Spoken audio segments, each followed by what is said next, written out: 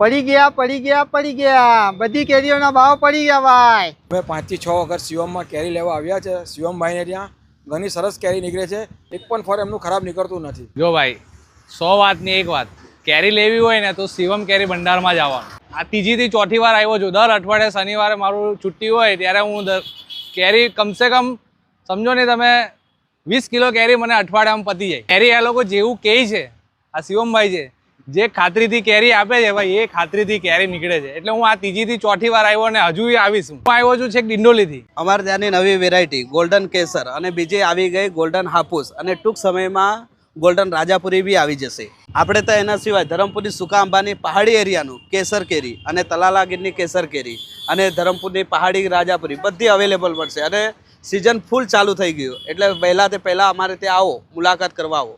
અડાજણના જ રહેવાસી છે અને આગળના જે દુકાનો છે ત્યાં પણ અમે જઈને આવ્યા, પણ અહીંયાના જે કેરી છે એની જે સાઇઝ ને એ બધું જે ટેસ્ટ છે એ બહુ સારો છે। તો આજે અમે ત્રીજી વાર અહીંયા લેવા આવ્યા છીએ।